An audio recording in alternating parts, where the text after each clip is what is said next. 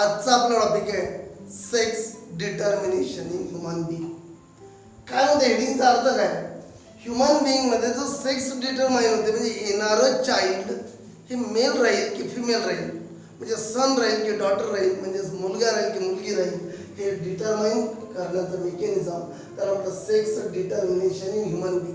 म्हणजे ह्युमन मधलं येणारं चाइल्ड जर मेल असेल तर मेल कसं आलं, येणारं चाइल्ड जर फिमेल असेल फिमेल कसं आलं, फिमेलच का आलं, त्या मागचं कारण आहे. तुला त्याला जबाबदार कोण आहे, मदर आहे की फादर आहे? आता तुम्हाला माहीतच असेल कारण तुम्ही टी व्हीवर सिरियल पाहतच राहता. जर समजा मुलगी जन्माला आली, हाल कोणाचे करतात? तिच्या आईचे, बरोबर आहे? आईचे हाल करते ना, आईले मारटोक करते ना, तिचे हाल केला म्हणजे जबाबदार कोण असेल, आई की वडील? कारण झोडपे कोणावर बसते? आईवर. म्हणजे जबाबदार आई आहे का? नाही. जबाबदार कोण आहे आपण या टॉपिकमध्ये बोलू, म्हणजे खरे झोडपे कोणावर पाहिजे हे तुमच्या लक्षात या टॉपिकमध्ये. जो सेक्स डिटरमाइन करेल तो रिस्पॉन्सिबल आहे. म्हणजे झोडपे पाहिजे कोणावर, बसते कोणावर, पार्ट टॉपिकमध्ये काय दिसतं. आता पहिल्यांदा आपण सेक्स डिटर्मिनेशन काय, the mechanism by which sex is establish. ज्या मेकॅनिझमने सेक्सचा एस्टॅब्लिश होतो, डिटरमाइन होतो, त्याला म्हटलं मला sex determination. Mechanism by which sex is establish. असं मेकॅनिझम ज्या मेकॅनिझमच्या द्वारे सेक्स एस्टॅब्लिश होऊन राहिला त्याला म्हटलं आपण सेक्स डिटर्मिनेशन. आणि ह्युमन बिंगमध्ये जर आपण पाहिलं, ह्युमन बिंगमध्ये क्रोमोझोमल मेकॅनिझम जे, क्रोमोझोमल मेकॅनिझम म्हणजे काय, क्रोमोझोम डिटरमाइन करतोय sex in human being. Chromosomal mechanism जे सेक्स डिटर्मिनेशन ते कोणत्या टाईपचं आहे? X x x Y type. In human being chromosomal mechanism of sex determination is of XXXY type. दोन गोष्टी लक्षात आल्या. काय म्हटलं? जे mechanism by which sex is established, mechanism by which sex is established is called sex determination. In human being chromosomal mechanism of sex determination is of XXXY type. कोणता type आहे? XXXY type. मग आपण पाहिलं होतं human being मध्ये diploid number क्रोमोझोमचा किती आहे. धड्यामध्ये आपण सुरुवातीपासून पाहत आलो. In human being diploid number of chromosome is 46. त्यालाच म्हणतो आपण ऑर 23 पेअर. कारण डिप्लॉइड सेलमध्ये क्रोमोझोमच्या काय होतात, होमोलॉगस क्रोमोझोमची पेअर तयार होते. म्हणजे 46 क्रोमोझोमच्या 23 पेअर, म्हणजे 46 क्रोमोझोम म्हणणं काय आणि 23 क्रोमोझोम म्हणून 23 पेअर म्हणणं काय सारखंच आहे. In human being diploid number of chromosome are 46 or 23 pair.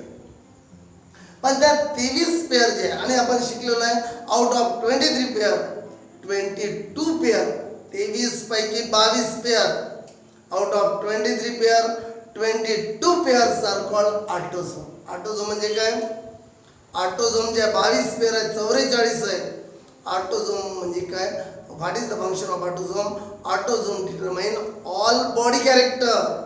सगळे body character determine करते, but not the sex of an individual. Sex determine करत नाही, म्हणून त्याला म्हटलं ऑटोझोम. आणि शेवटची रिमेनिंग 1 पेअर, 23 पेअर पैकी 22 पेअर झाल्या ऑटोझोमच्या, राहिलेली 1 पेअर झाली सेक्स क्रोमोझोमची. त्याला सेक्स क्रोमोझोम का म्हटलं? Chromosome which are responsible for determination of sex. किंवा shortly chromosome which determine the sex of an individual. जे क्रोमोझोम इंडिव्हिज्युअलचा सेक्स डिटरमाइन करते, म्हणजे जे क्रोमोझोम ठरवते की येणारा चाइल्ड मेल राहील की फिमेल राहील, त्या क्रोमोझोमला म्हटलं आपण सेक्स क्रोमोझोम. आता फिमेलचा जर विचार केला, in female 2 homomorphic sex chromosome. Homomorphic female मध्ये म्हटलं आपण 2 होमोमॉर्फिक. होमो म्हणजे सेम, मॉर्फिक म्हणजे मॉर्फॉलॉजिकली सेम सेक्स क्रोमोझोम आहे. कोणते? XX टाईप आहे. कोणता टाईप म्हटलं?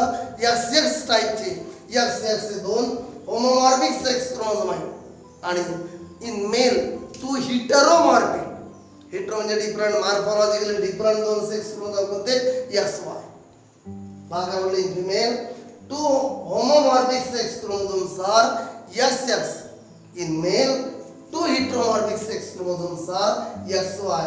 आणि म्हणून genotype of male individual human मेलचा जिनोटाइप कोणता राहील मेलचा ऑटोझोम आहे 44 44A प्लस XY कारण मेल आहे तो मेल मध्ये असते XY 44 ऑटोझोम आहे ते कॉमनच आहे मेल असो की फिमेल असो 44 ऑटोझोम राहणारच पण मेल म्हटलं तर X आणि Y दोन्ही सेक्स क्रोमोझोम आहे म्हणून काय झालं combination 44A plus XY 44A म्हणजे autosome A stand for autosome 44 X म्हणजे 45 आणि Y म्हणजे 46 झाले 46 फिमेलचा कोणता आहे 44A प्लस XX 44 ऑटोझोम 44 झाले 2 XX म्हणजे 2 क्रोमोझोम ते 46 झाले अशा प्रकारे आपण मला sex determination in human being बद्दल काय बोललो the mechanism by which sex is establish mechanism by which sex is established is called sex determination.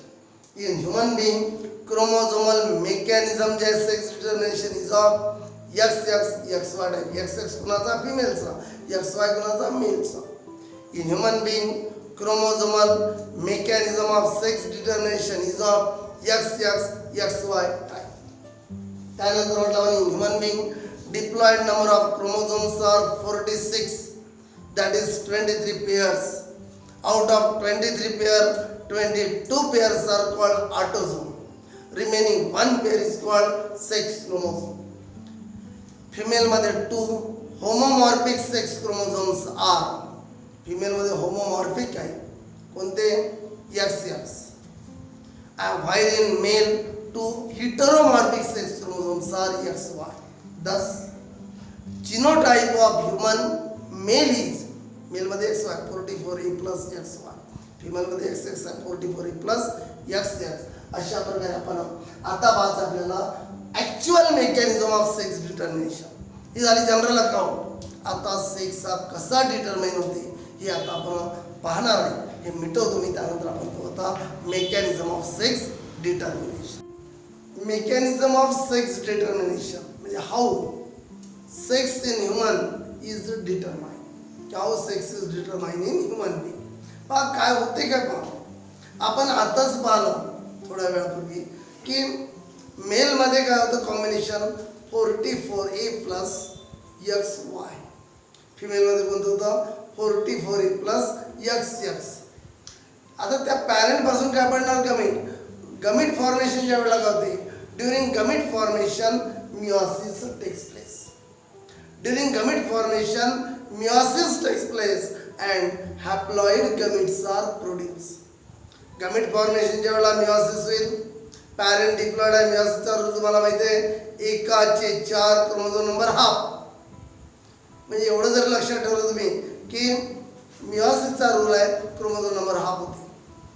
parent diploid म्हणजे gamete कशी येणार haploid.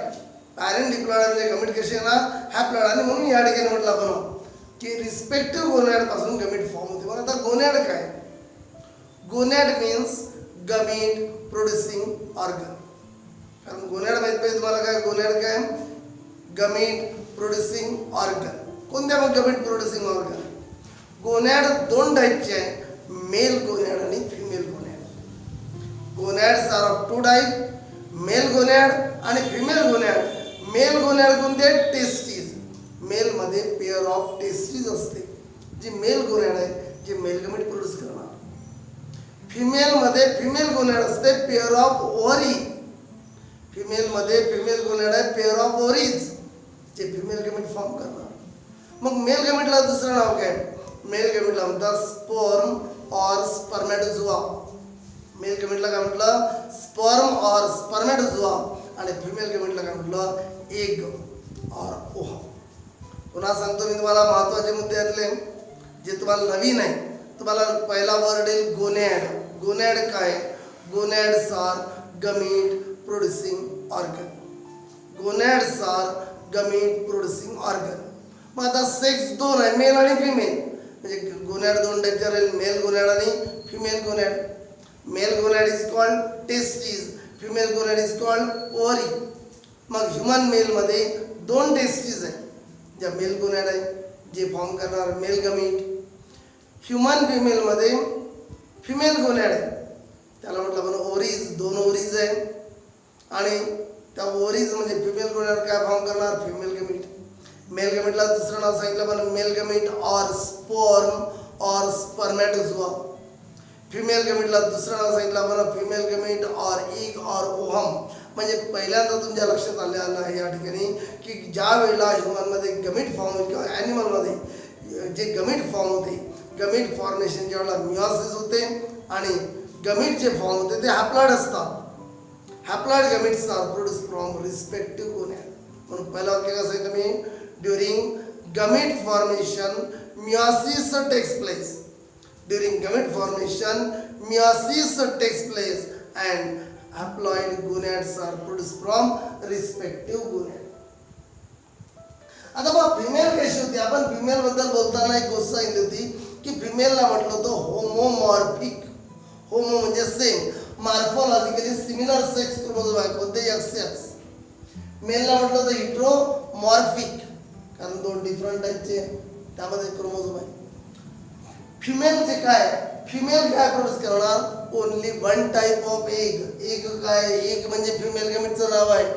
Female produces only one type of egg. पहा दोन्ही एक सारख्या टाईपचे का, कारण दोन्ही सेक्स क्रोमोझोम सिमिलर आहे.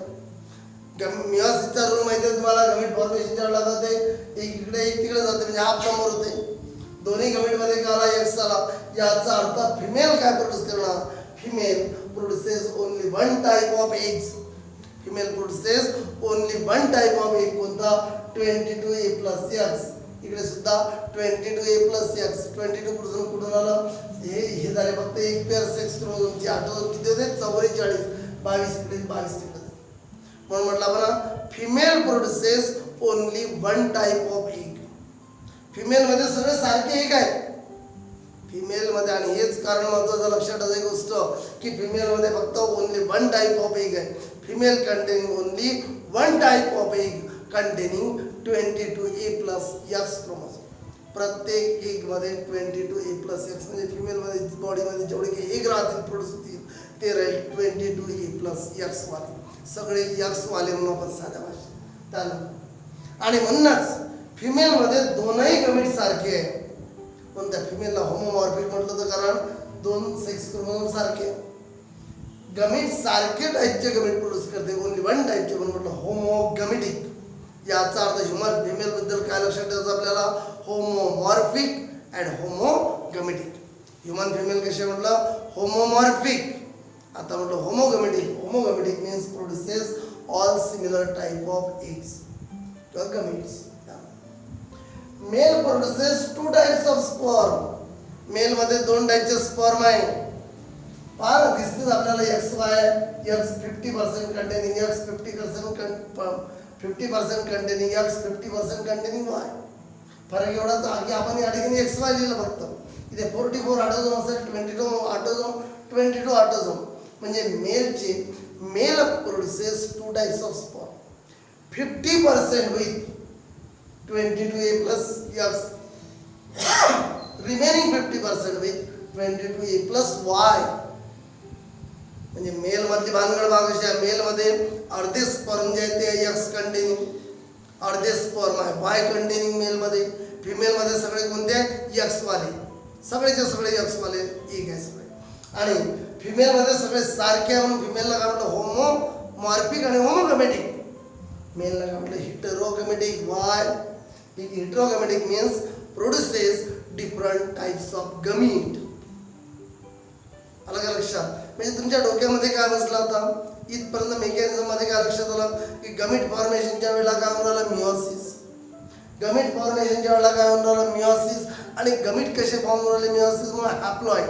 कुणापासून, रिस्पेक्टिव्ह गोनॅड. गोनॅड किती आपल्याला दोन टाईपचे आहे, मेल गोनॅड, फिमेल गोनॅड. मेल गोनॅड कोणती, टेस्टिस, ती फॉर्म करेल मेल गमीट स्पर्म. फिमेल गोनॅड कोणती, फिमेल मधली ओव्हरी काय प्रोड्यूस करणार, फिमेल गमीट एग और ओव्हम. मग आपण फिमेल बद्दल बोललो की फिमेल काय प्रोड्यूस करते, फक्त only one type of egg. Only one type of egg means all egg containing 22A+X chromosome. आणि म्हणून तिला म्हटलं होमोगमेटिक. मेल बद्दल काय बोललो आपण, male produces two type of gamete. Two type of gamete means 50% with 22A+X. 22a का आलं 44 तो ह्या पुन्हा ऑटोझोम 22a प्लस x पुन्हा 22a plus y 50% with 22a plus x and remaining 50% with 22a plus y आणि मग त्याला म्हटलं हेटेरोगॅमेटी झालं. इथपर्यंत जमलं म्हणजे तुमच्या लक्षात आलं मेल काय प्रोड्यूस केलं फिमेल काय प्रोड्यूस केलं. मग काय होईल प्रोसिजर काय ड्युरिंग फर्टिलायझेशनच्या वेळेला जर समजा एक्स आता इथं पहा तुम्हाला काय दिसतंय या चार दोन मेल पॅरेंट आहे फिमेल पॅरेंट आहे. मेल मध्ये कोणतं कॉम्बिनेशन होतं एक्स वाय फिमेल मध्ये एक्स एक्स. आताच बोलताना आपण काय म्हटलं गमेट फॉर्मेशनच्या वेळेला होणार मियोसिस. गमेट कसे प्रोड्यूस होणार हॅप्लॉइड फ्रॉम रिस्पेक्टिव्ह युनिट ठीक आहे. गमेट हॅप्लॉइड प्रोड्यूस मग मेल फिमेल बद्दल बोलताना सांगितलं आपण ओन्ली वन टाइप म्हणजे सगळ्यामध्ये एक्स आहे 22 येतं कॉमन आहे. पण मेल कसा म्हटलं हेटेरोगॅमेटिक 2 टाइप्स आहे. मग ड्युरिंग फर्टिलायझेशन आता बाप इथं आपण लिहिले हे इंडिकेट दिस साइन इंडिकेट मेल गमेट दिस साइन इंडिकेट फिमेल गमेट. या साइडला मेल गमेट आहे या साइडला फिमेल गमेट आहे. हे दोन आहे एक्स वाय हे इथे दोन x x. During fertilization if x containing sperm हा एक्स कंटेनिंग स्पर्मनी कुणाला फर्टिलाइज केलं एगला किंवा ओमला. आता एक्स कंटेनिंग आपण स्पर्मच्या वेळेला एक्स कंटेनिंग वाय कंटेनिंग म्हणतोय का कारण दोन टाइपचे. फिमेल गमेटमध्ये एक्स कंटेनिंग म्हणायची गरज नाही कारण तुम्हाला माहिती आहे all eggs are similar all egg containing x. म्हणून ब्रॉडली आपण एक जरी म्हटलं तरी चालते कारण प्रत्येक एग मध्ये काय शेवटी एक्स आहे. म्हणून म्हटलं आपण if during fertilization if eggs containing sperm fertilizes the egg. काय होईल या ठिकाणी diploid zygote produce diploid zygote with 44a कसं 22 ऑटोझोम A मध्ये 22 ऑटोझोम A मध्ये म्हणजे 44 autosome plus XX zygote will develop that produces 44a plus XX combination. कसा alpha काय म्हणलं मी if during fertilization if eggs containing sperm fertilizes the egg कुणाला fertilize केलं एगला it will produce काय produce करणार 44a plus XX zygote with 44a plus XX. this zygote हा जो 44a plus XX आहे this zygote develop into female child. Daughter आहे ते XX म्हणजे काय डॉटर. का झालं असं फिमेलचा प्रश्न नाही प्रश्न कुणाचा होणार फक्त मेलचा. मेल मध्ये दोन टाइप आहे एक्स आणि वाय. फिमेल मध्ये सगळे एक्स कंटेनिंग आहे. जर समजा during fertilization if x containing sperm fertilizes the egg it will produce काय प्रोड्यूस होईल it will produce zygote with sperm आणि एगचं फ्युजन झालं काय प्रोड्यूस होणार zygote with 44a plus XX. this zygote develop into female child. झालं एक मुलगी. मग आता Y containing बद्दल बोलू. if Y containing sperm fertilizes the egg एक शेवटी सारखेच आहे. if Y containing sperm fertilizes the egg it will produce zygote with 44a plus XY. this zygote develop in male child. मला सांगा फिमेलचा काय दोष आहे त्याच्यात रिस्पॉन्सिबल कोण आहे मेल. मेल मध्ये अर्धे एक्स वाले अर्धे कोणते वाय वाले म्हणून आपण म्हणूनच सांगितलं this indicates that sperm of child depend म्हणजे sex of child depend on type of sperm fertilization. कोणत्या टाइपच्या स्पर्मनी यानी की यानी एकला फर्टिलाइज एक तर सगळे सारखेच होते एक्स वाले. कोणत्या टाइपच्या स्पर्मनी एकला फर्टिलाइज केलं यावर डिपेंड आहे सेक्स ऑफ चाइल्ड. आणि म्हणून म्हटलं आपण शेवटचं या ठिकाणी सेकंड लास्ट वाक्य this indicate that sex of child depend upon type of sperm. Sex येणारा चाइल्ड याचा सेक्स कोण डिटरमाइन करणार टाइप ऑफ स्पर्म. दोन टाइपचे स्पर्म आहे एक्स वाले वाय वाले अर्धे अर्धे type of sperm that fertilizes the egg. याचा अर्थ मध्ये father is responsible for determination of sex of child. Father is responsible for determination of sex of child, not the mother. आणि म्हणूनच काय होते बा जोडपे गुणावर पाहिजे. मग आता लक्षात आलं, जोडपे गुणावर पाहिजे फादरवर, बस ते गुणावर मदरवर. म्हणूनच हा टॉपिक मुलीसाठी महत्त्वाचा आहे. तर जोडपं जर बसलं तर ते कोणावर देखील बसलं पाहिजे, मेलवर. अशा प्रकारे आपण टॉपिक पाहिला sex determination in human being. यानंतर आपण बघू sex determination honey bee is born. पण हे महत्त्वाचं टॉपिक आणि व्हेरी इम्पॉर्टंट टॉपिक आहे. यावर काही प्रमाणात प्रॉब्लेम सुद्धा येतात MSTCT वगैरेमध्ये किंवा नीटमध्ये भरपूर एंट्रन्स एक्झाममध्ये प्रॉब्लेम येते. म्हणून हा टॉपिक तुमच्यासाठी खूप महत्त्वाचा आहे.